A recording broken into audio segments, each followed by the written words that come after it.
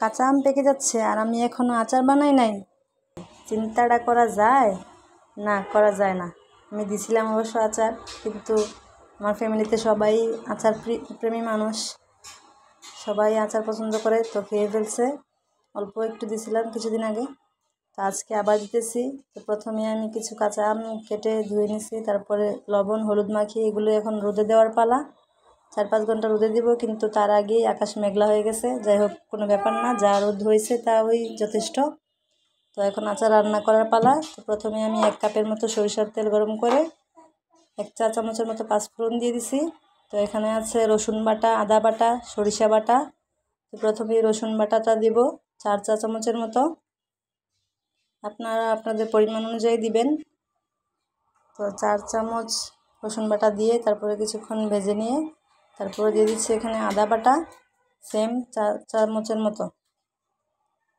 তো আদা বাটাটা দিয়ে একটুখানি নেড়েচেড়ে ভেজে নেব। তারপরে এখানে দিয়ে দিব সরিষা বাটা। সরিষা বাটা আমি 1 মুঠোর মতো সরিষা ব্লেন্ড করে নিছি। ব্লেন্ড করছি এই জন্য ভালো মতো ফিনিশ হয় নাই, বেটে নিলে অবশ্য মিহি হইতো। তো আমি বাটাবাটির ঝামেলাতে নাই, তো ব্লেন্ড করে নিছি। তো সরিষা বাটা দেওয়ার পরে একটু নেড়েচেড়ে ভেজে নিচ্ছি মশলাগুলো। তো মশলাগুলো ভালো মতো ভাজা হয়ে গেলে তারপরে এখানে দিয়ে দিব আমগুলো। এই তো মশলাগুলো আমি কিছুক্ষণ ভেজে নিলাম। তেলটা যখন উপরে ভেসে উঠবো তারপরে এখানে আমগুলো অ্যাড করে দিচ্ছি। এই যে দেখতে পাচ্ছেন আমগুলো আমার পানিও টানে নাই ভালো মতো, আকাশ মেঘলা হয়ে গেছে, তো এই জন্য আর রাখি নাই। এই তো আমগুলো দিয়ে দিলাম। আম দেওয়ার পরে নেড়েচেড়ে মিশিয়ে নিচ্ছি সব মশলার সাথে। তো কিছুক্ষণ ভেজে তারপরে এখানে দিয়ে দিচ্ছি আমি একটুখানি লবণ, 1/2 চা চামচের মতো। এখানে লবণটা একটু বুঝে দিতে হবে, কারণ আম রোদে দেওয়ার সময় আমি লবণ দিয়েছিলাম এজন্য।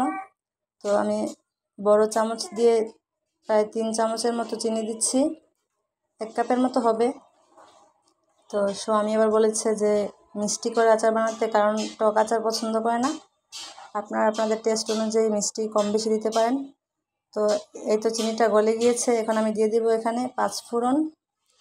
এখানে কিন্তু আমি অফ ক্যামেরাতে 5-7 মিনিটের মতো আমগুলো ভেজে নিয়েছি। এই যে দেখতে পাচ্ছেন আমগুলো খুব সুন্দর একটা কালার চলে এসেছে, আমগুলো নরম হয়ে গেছে। এই তো পাঁচফোড়ন দেওয়ার পরে আমি নেড়েচেড়ে মিশিয়ে নিচ্ছি সব একসাথে ভালো করে। লাইটটা অন করে দিলাম যাতে ভালো মতো বোঝা যায়। কালারটা খুব সুন্দর এসছে। এরপরে দিয়ে দিচ্ছি এখানে চিলি ফ্লেক্স। বাচ্চারা খাবে এজন্য আমি বেশি ঝাল দিই নাই, আপনারা টেস্ট অনুযায়ী ঝাল কম বেশি দিতে পারেন। মরিচটা আমি এখানে টেলে দিয়েছি, আপনারা চাইলে শুকনো মরিচ এমনিতেও গুঁড়া করে দিতে পারেন। এই তো সব কিছু দেওয়া এখন শেষ। আমি এখানে বেশি দিন সংরক্ষণ করব না আচারটা, এজন্য কম তেল ইউজ করেছি এবং কোনো প্রকার ভিনেগার ইউজ করিনি, কারণ আমার ফ্যামিলিতে আগেই বলেছি যে সবাই আচার লাভার, এজন্য বেশি দিন থাকে না আচার বানালে, এটা কয়েকদিনের মধ্যেই খাওয়া হয়ে যাবে, এজন্য আমি ভিনেগার ইউজ করিনি। বেশি দিন যদি সংরক্ষণ করতাম তাহলে আমি ভিনেগার দিতাম। ঠান্ডা হলে এয়ারটাইট কাচের বয়ামে ভরে নর্মাল ফ্রিজে রেখে দেবো, মাসখানেকের মতো ভালো থাকবে এটা। তো ভিডিওটা কেমন লাগলো জানাবেন। আল্লাহ হাফেজ।